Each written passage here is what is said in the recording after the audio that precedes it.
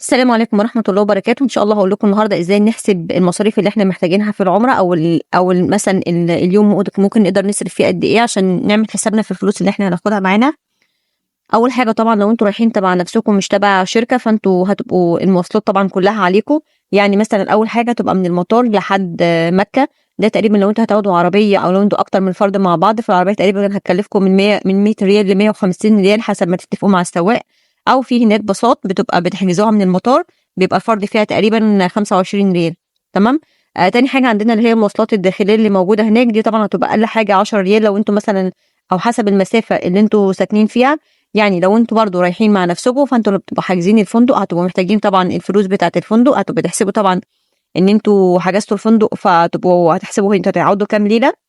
لو أنتم طبعًا رايحين تبع شركة، فالموضوع ده بالنسبة لكم لازم تتأكدوا من الشركة إن لو الفندق شوية بعيد عن الحرم، لازم تعرفوا هل في باصات موجودة تبع الشركة والّا لأ، تبع الفندق والّا لأ. فلو كده خلاص تمام، يبقى أنتم المواصلات الداخلية دي شِلتوا البند دوّة، فيبقى خلاص سِنّ كده. لكن لو أنتم هتبقوا رايحين مع نفسكم، فهتحسبوا الفندق هيكلف معاكم كام، أو لو أنتم هتأجروا شقة هناك اللي هي بتبقى غرفة ديّة اللي هي بتبقى في شوارع كده جانبية من شارع إبراهيم الخليل، فتبدأوا تحسبوا التكلفة بتاعتكم قد إيه. وعايزة أقول لكم إن أنتم لو أنتم رايحين مع نفسكم هتحجزوا في الشركات وفي الحاجات دي، احجزوا مع أكتر من حد.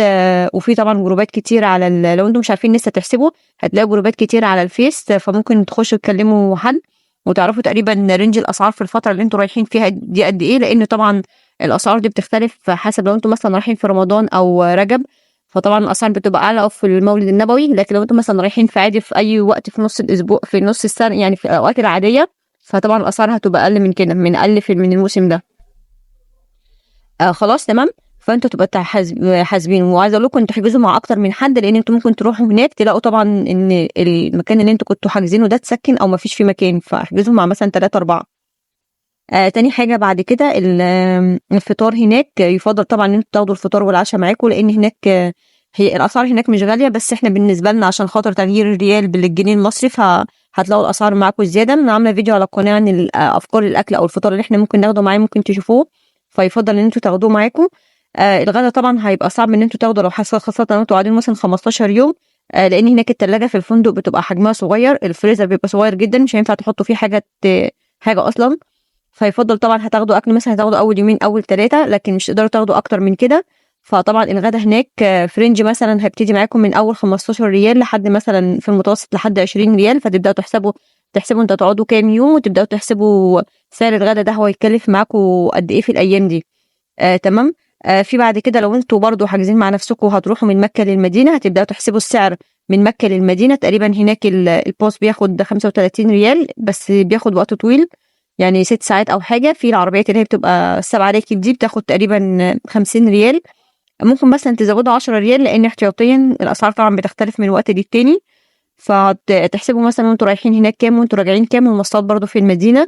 ف فتبدأوا هتحسبوا السعر اللي أنتم هتعملوه. أنتم بقى هتحجزوا فندق أو شقة أو أوضة في المدينة، برضه تكونوا حاسبين السعر بتاعها حسب في الوقت اللي أنتم رايحين فيه زي ما قُلت لكم.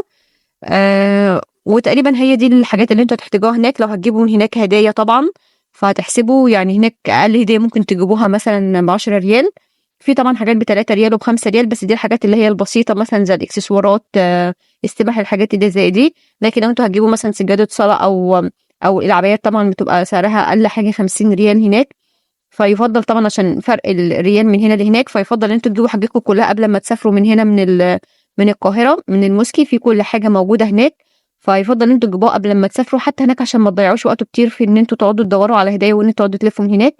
في هناك أسعار المكسرات هناك بتبقى حلوة جدًا، زي اللوز والفستق والحاجات دي هناك أسعارها جميلة جدًا.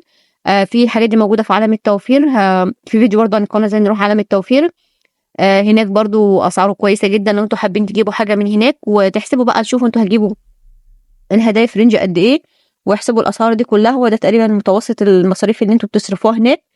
وتروحوا إن شاء الله وترجعوا بالسلامة وربنا يتقبل منكم.